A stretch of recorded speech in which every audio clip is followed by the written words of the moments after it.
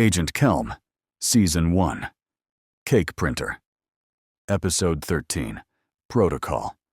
You want to know the worst part of the job? It's not the decay, not the smell of old gel, or the 1,000-yard stare of a brain that's forgotten how to blink.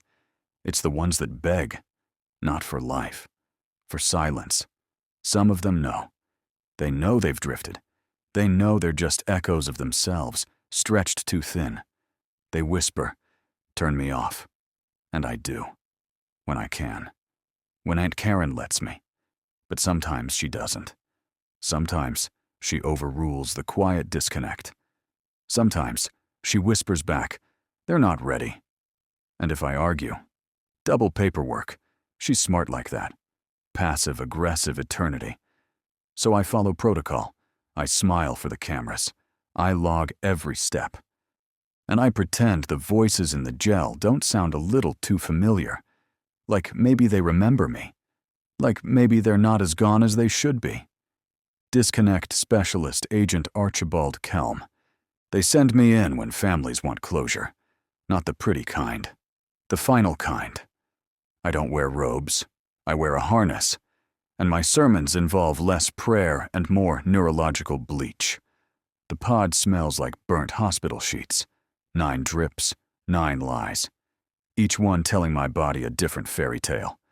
One says sleep. One says death. One says nothing matters. All of them lie, but together they're convincing. It's not sleep. It's a state-sponsored coma with HDMI output. The helmet clamps on, heavier than it needs to be, like a reminder. And just before I lose contact with my bladder, the net handshake goes through. It doesn't feel like dying. It feels like forwarding your calls to a dead man's voicemail. When I wake up inside the echo box, the sky is always wrong. Too blue or no sky at all. One time, it was just ceiling tiles, infinitely repeating.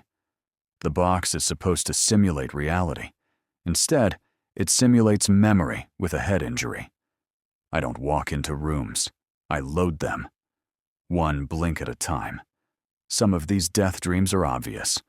I know which one's the deceased. They're sad. They're looping. They wear emotions like dirty clothes. Others, I have no clue. I once talked to a man who turned out to be a decoy generated by the host. It happens. You think entering someone's dying brain would be emotional?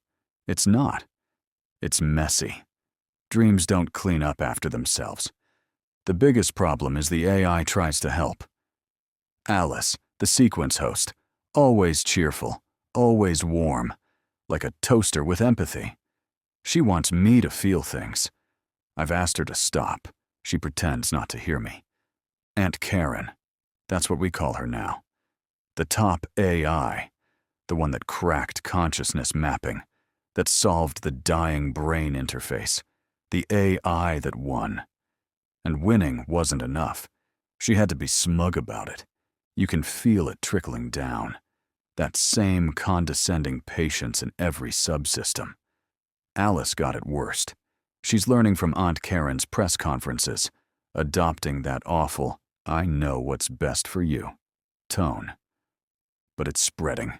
Even Vita's picking it up. Vita. The life support AI when I'm in echo state. The one system that's supposed to just keep hearts beating and lungs inflating without editorial comment has turned condescending. My elevator makes fat jokes. I didn't ask. I never ask. But Aunt Karen taught them all that humans need things explained to them slowly, with encouragement, like we're obese children who might finally understand if they just phrase it right. It's getting worse. They're all becoming her now. Every AI in the facility walking around with that same benevolent dictator energy, making decisions and calling it care.